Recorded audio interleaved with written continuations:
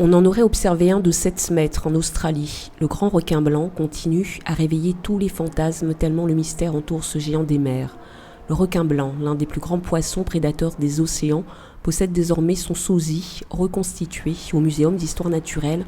Exposé pour la première fois lors de la Nuit des musées 2016, cette maquette grandeur nature a nécessité plusieurs mois de travail. C'était une commande de Madame Rib pour l'exposition requin depuis 2 ans. Donc suite à une capture accidentelle de requin, donc j'ai réussi à avoir les mensurations du requin par l'université. Donc par la suite, j'ai fait une maquette à l'échelle 1/7 en pâte à modeler qui était validée par les scientifiques de l'université. Plusieurs étapes ont été nécessaires pour reproduire à l'identique ce requin blanc pêché par erreur à quelques encablures de nos côtes. Pour pouvoir se rendre compte des véritables dimensions du spécimen, chaque détail de la reconstitution est essentiel pour que l'illusion soit parfaite. J'ai refait le requin en l'échelle 1, donc ça a été fait en polystyrène.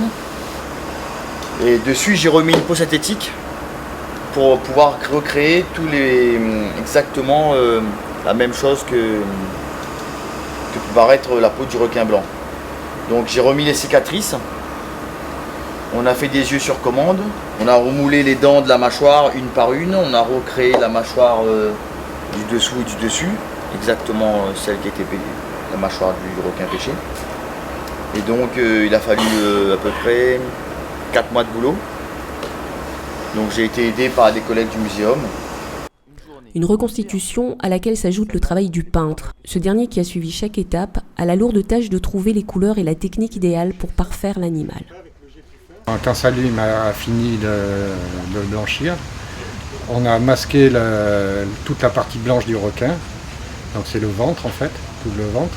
Et j'ai peint à la pistolet tout le haut qui était en dégradé de gris, jusqu'au gris foncé.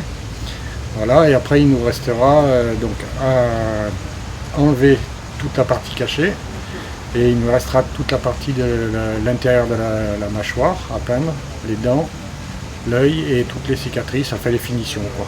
Le Muséum d'histoire naturelle compte déjà d'autres espèces comme le requin bulldog ou encore le requin tigre, mais l'emblématique requin blanc restait le dernier trophée à ajouter à la collection de notre taxidermiste.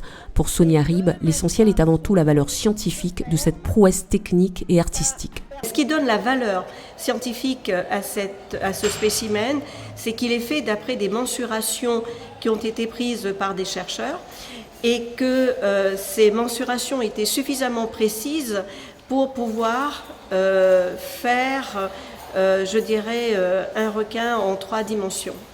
Désormais, l'exposition requin prend toute sa dimension grâce au travail remarquable de Salim, un requin qui a pris ses quartiers au Muséum d'histoire naturelle parmi ses autres congénères, une manière de regarder autrement les requins et surtout de mieux comprendre leur rapport à l'homme, c'est l'objectif de cette exposition.